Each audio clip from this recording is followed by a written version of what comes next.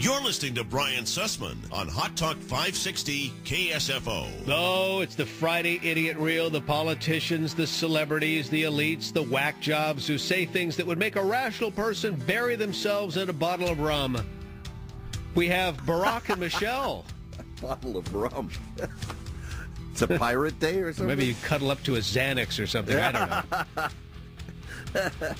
The cheesy commercial by Michelle and Barack to go out there and vote. Nancy Pelosi channeling Karl Marx. Harry Reid saying, "I saved the world." The Tea Party haters I interviewed in Pleasanton. Richard Dreyfus channeling his inner Hitler. CAIR's lapdog spokesperson talking about NPR being liberal. Woo! And then Barack leaves out God again. Oh, ladies and gentlemen, often imitated, never duplicated. The Friday KSFO Idiot Reel. Hello, everybody. It's Barack and Michelle. Election day is almost here, and people are getting fired up. And we need you to stay fired up all the way to November 2nd. This year's elections are just too important to sit out because there's so much at stake right now for our future and for our children's future. Each of you can make a difference, and we've seen it before. We know we can do it again. All across the country, volunteers are getting ready for the final days before the election. There's no more important time to be out there knocking on doors, making phone calls, and helping voters get to the polls. So we're talking about the creation of jobs. We're talking about addressing the disparity in our country of income, where the wealthy people continue to get wealthier and some other people are falling out of the middle class when we want to bring many more people into the middle class. That disparity is not just about wages alone. That disparity is about ownership and equity. It's all about fairness in our country. So people have been hurting, and I understand that. And it doesn't give them comfort or solace for me to tell them, but for me, we'd be in a worldwide depression. They want to know what I have done for them. We are on the precipice of elevating to federal office the most extreme and in some cases strange set of conservative candidates in a lifetime. Yes, this has happened to a smaller degree before. In 1994, in the first midterm election after the last Democratic president was elected, we got a slate of candidates that included Helen Chenoweth of Idaho and Steve Stockman of Texas. These two were so close to the militia movement in this country that Mr. Stockman actually received advance notice that the Oklahoma City bombing was going to happen. We're not for the redistribution of wealth. We're here because the Republican Party and the corporations have merged. Let me ask you secretly. A question. Do you believe that the founders wanted us to have some sort of lobbying with the Congress? I do, but I don't believe they wanted a corporation to have equal vote with an individual. And I think the Supreme Court sold us out there. Is the SEIU a corporation?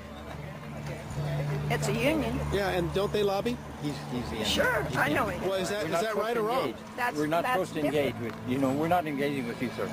Yeah, because we know that you're representing the conservatives, and we're not. Okay. We're obviously not. The Constitution of the United States, does that mean anything to you? If we engage with them, they're winning. So let's just not engage. Let's sing and chant. So whether it's glorifying slavery or glorifying a managerial system where workers have no voice, the Tea Party is a throwback. It's not a path to the future. We have to have particular concern about supremacy attitudes, violence, hate language, particularly when it's rooted in notions of restoring or taking back or redeeming the country. Every actor likes to play bad guys. Yeah. And it just so happens in the last few years I played all Republican bad guys. Oh, That's just a coincidence.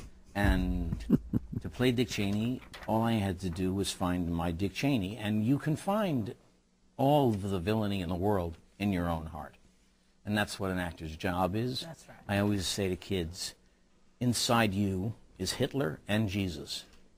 And you got to find the appropriate person and bring them out. Wait a second. Her fan base is her mother's fan base. The Tea Party is they not only vote in the primaries, they're going to vote for this also to keep their girl out there. Juan feels the way he feels. That is not for me to pass judgment on. That is really his feelings that he expressed on Fox News are really between him and his, psychiatrist or his publicist or take your pick.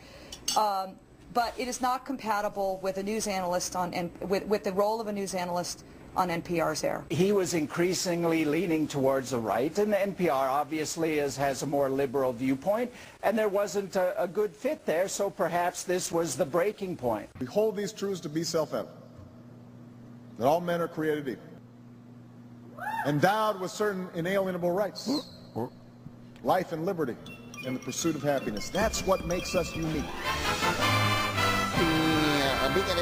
That's all, folks.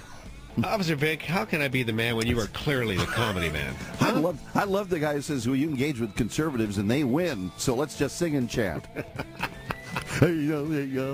Sherry, how can I be the man when you're the boss? That's what I want to know. That's it.